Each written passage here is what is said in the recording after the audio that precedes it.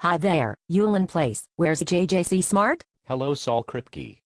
JJC Smart is off arguing for the identity theory. Oh, that's right. You two are identity theorists. Let me ask you something. Can you imagine a world where someone has a pain without a brain? Of course I can. After all, the identity is contingent. It might have turned out that pains are not identical to brain processes, but, say, just kinds of immaterial stuff, like the dualists think. But there really are not such things as contingent identities, Yulin. If two things are identical, then they are identical in every possible world. All identities are necessary. If pain is identical to C fibers firing in the actual world, then they have to be identical to C fibers firing in every possible world in which pains exist. There can be no possible world where you have pain without C fibers firing, or where you have C fibers firing without pain. Oh, I see. I think you're right. I cannot imagine that pains exist without brains, since that would refute my theory. No. Hold on. I think you're going about it backward.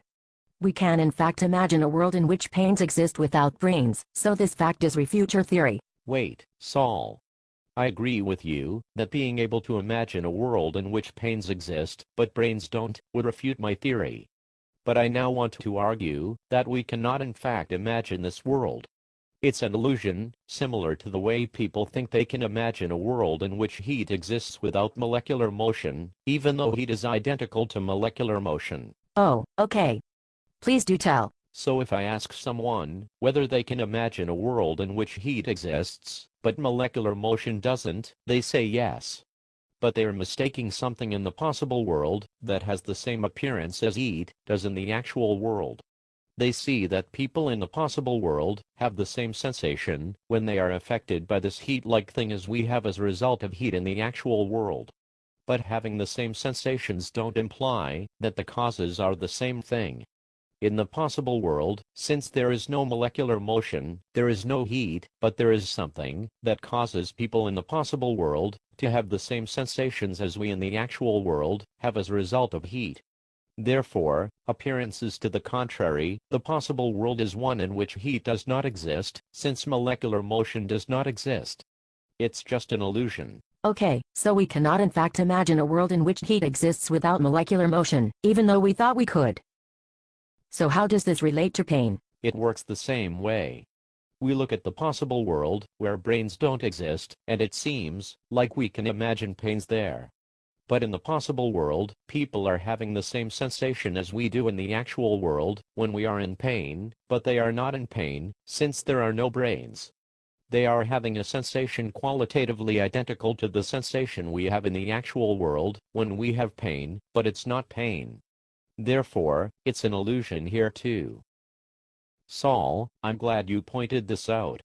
I really thought I could imagine a world in which pains exist, but brains don't.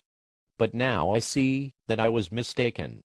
I too was captive of the illusion. Oh, Yulin. You have missed an important difference between the heat example and the pain example. You focused on sensations in the heat example to show how someone could be mistaken about whether heat exists in the possible world. The same sensations occur in both the possible world and the actual world, but it's caused by something heat-like, but not heat, in the possible world, and caused by heat in the actual world. But in the pain example, we have the same sensations again, but you can't argue that pain exists in the actual world, but not in the possible world, since any sensation qualitatively identical to pain just is pain. So any world where there is the sensation that we in the actual world call pain just is a world in which pain exists.